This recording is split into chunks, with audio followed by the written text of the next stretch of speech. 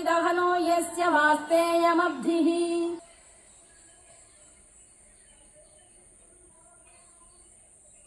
செமையாக இருக்குது பாருங்க. Good morning tears.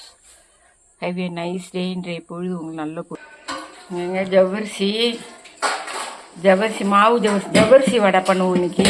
ஊற போட்டேன். இந்த பாருங்க ஜவ்வரிசி எல்லாம் ஊற போட்டு மாவு ஜவ்வரிசி வாங்கி பாருங்க. இந்த மத்தை பற்றி ஒரு நாள் போடணும். இந்த மத்தை பற்றி போடுறேன். இப்போ டைம் ஆகிடும். இது மத்து நெட்டில் விற்கிது. இப்போ மத்து பிடிக்கு. இதை வச்சு ஒரு மசிக்கலாம். நல்லாயிருக்கும். எங்கள் பிள்ளைகளுக்கு செஞ்சு கொடுக்கலாம். கொஞ்சோண்டு அரிசி மாவு போட்டுக்கிறேன். அதை பைண்ட் பண்ணேன்.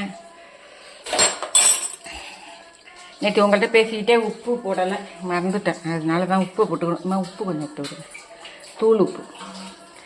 இது கருவேப்பிலை, கொத்தமல்லி, இஞ்சி, பச்சை மிளகா அரிஞ்சு வச்சுருக்கேன். அதெல்லாம் போட்டுப்போம். இதெல்லாம் அளவு நம்ம அளவு தான். பச்சை மிளகா நிறையா பிடிக்கும் அப்படின்னா போட்டுக்கலாம்.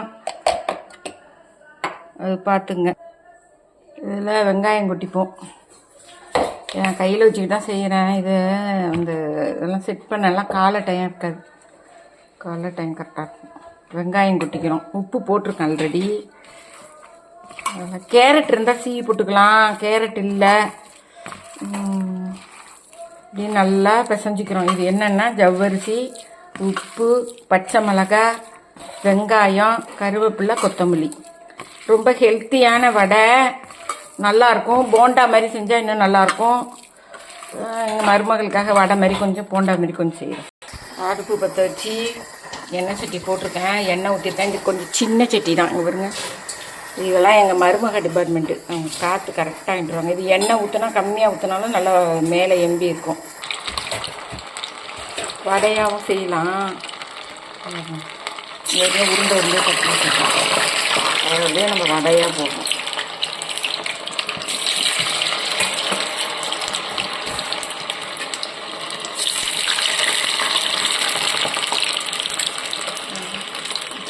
வாசம் கமாங்குது. ஜவ்வரிசி, இஞ்சி எப்படிம்மா இருக்குது? வாசம் அடிக்குதாம்மா? சொல்லுங்க சத்தம்மா. அதான் தெரியும் என்னோட ஃப்ரெண்ட்ஸுக்கெல்லாம். போட்டிருக்கேன். எடுக்கிறத காமிக்கிறேன். மாவு பதத்தை பாருங்கள். இப்படி இருக்கணும். ஜவ்வரிசியை வடிச்சிட்டு இது மாதிரி போட்டுக்கணும். இது மாதிரி எல்லாம் போட்டு பிசைஞ்சிக்கணும். போண்டாவா போடுறேன். 2 சின்ன சின்ன குட்டி போண்டாவா. பிள்ளைங்கெல்லாம் இன்ட்ரெஸ்டாக சாப்பிடும். செய்யுங்க. 2 போண்டாவா.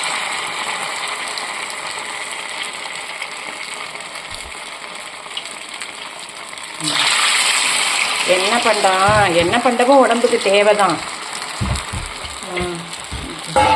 பாருங்க, சாப்பிட வாங்க. பூண்டு சட்னி வச்சுருக்கேன். சாப்பிட வாங்க. நல்லா இருக்கா? பிள்ளைங்களுக்கு நல்ல ஸ்நாக்ஸு. மகேஸ்வரி அம்மா சாப்பிட்டு பார்த்து சொல்லட்டும். இந்தாங்க மகேஸ்வரி அம்மா, எடுத்து ஒன்று சாப்பிட்டு பாருங்கள். கொஞ்சம் வடை எடுத்துங்க. போண்டா சுடும். காரம் சாப்பிட மாட்டாங்க அவங்க. எப்படி இருக்குது? கரன்னு இருக்கா? நல்லா இருக்கா? சூப்பராக இருக்கா? காரம்லாம் நல்லா இருக்கு. ஓகே. நீங்களும் செய்து பாருங்கள். பிள்ளைகளுக்கு கொடுங்கள்.